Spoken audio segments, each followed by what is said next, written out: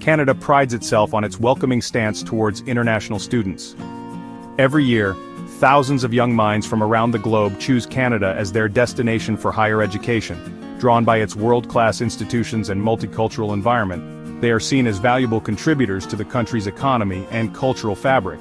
These students bring diverse perspectives, enrich the academic experience, and help foster a global community within Canadian campuses. However, recent revelations have cast a long shadow over Canada's reputation as a top destination for higher education. The sudden disappearance of thousands of students has left educators and policymakers scrambling for answers. Between March and April 2024, a staggering 49,676 international students failed to show up at Canadian institutions where they had been accepted. This unexpected absence has raised numerous concerns and questions about the integrity of the system. This number represents a significant chunk, 6.9% of the total number of international students whose enrollment was being monitored. The implications of such a large number of no-shows are profound, affecting not just the universities but also the broader community and economy. While the vast majority, 644,349 students, 89.8%, were reported as compliant, the sheer scale of these no-shows has sent shockwaves through the Canadian education system. Universities are now grappling with the financial and logistical fallout of this unprecedented situation. The alarm bells are ringing even louder because the whereabouts and status of an additional 23,514 students, 3.3%, remain unknown. This uncertainty adds another layer of complexity to an already troubling scenario. These figures paint a worrying picture of a system potentially vulnerable to exploitation and abuse. The disappearance of such a large number of students raises red flags about possible loopholes in the admission and monitoring processes. This situation raises serious questions. Are there systemic issues that need to be addressed? What are the underlying causes of these disappearances? And how can the system be improved to prevent such occurrences in the future? Where are these missing students? Are they safe? Have they fallen victim to fraudulent schemes or other forms of exploitation? The lack of information is deeply concerning for both the institutions and the families of these students. Why did they fail to enroll in their Canadian programs? Were there barriers that prevented them from attending? Or did they find alternative opportunities elsewhere? These questions need urgent answers. And what measures are being taken to address this unprecedented situation? Canadian authorities and educational institutions must work together to find solutions, ensure the safety of international students, and restore confidence in the system. The future of Canada's international education sector depends on it. While the missing students represent a diverse group, certain nationalities stand out. The largest number of no-shows, a staggering 19,582, were students from India. This is particularly concerning given that Indian students have long formed the backbone of Canada's international student population. Following India, the next largest groups of missing students came from China, 4,279, Nigeria, 3,902, and Ghana, 2,712. These numbers point to a global problem that demands a closer look at the factors driving students to disappear after obtaining Canadian study permits. The reasons behind these disappearances are complex and multifaceted, ranging from individual circumstances to potential systemic failures. However, the overrepresentation of certain nationalities suggests that factors specific to these regions might be at play. Understanding these factors is crucial in order to develop effective solutions and restore confidence in Canada's international education system.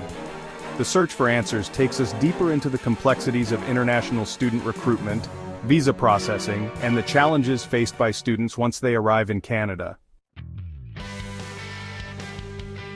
The high number of Indian students among the no-shows is particularly alarming. This trend has not only caught the attention of educational institutions, but also policymakers and immigration authorities.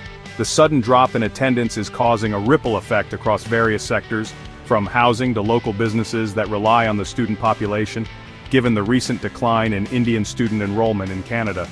This decline is not just a statistical anomaly, but a significant shift that could have long-term implications for the educational landscape in Canada. Universities and colleges are beginning to feel the financial strain as international students contribute significantly to their revenue. In the first half of 2024, Indian students made up 49% of all international students in Canada, a figure that underscores the importance of this demographic to the Canadian education system. However, this is a significant drop from previous years, where Indian students consistently made up over 55% of the international student body. This decline is not just a number, it represents a shift in the aspirations and decisions of thousands of young Indians. The reasons behind this drop are multifaceted and complex, involving both push and pull factors that influence student mobility. This decline, coupled with the surge in no-shows, has raised concerns about the underlying reasons behind this shift. Educational consultants and immigration experts are scrambling to understand the root causes, which range from economic factors to changes in immigration policies. One explanation points to the growing perception among Indian students that Canada's immigration pathways are becoming increasingly difficult to navigate. The tightening of visa regulations and the uncertainty surrounding post-graduation work permits are making students think twice before choosing Canada as their study destination. However, a more sinister possibility has also come to light: the potential exploitation of the student visa system by human trafficking rings. These criminal organizations are sophisticated and operate under the guise of legitimate educational consultancies, making it difficult for authorities to track and dismantle them.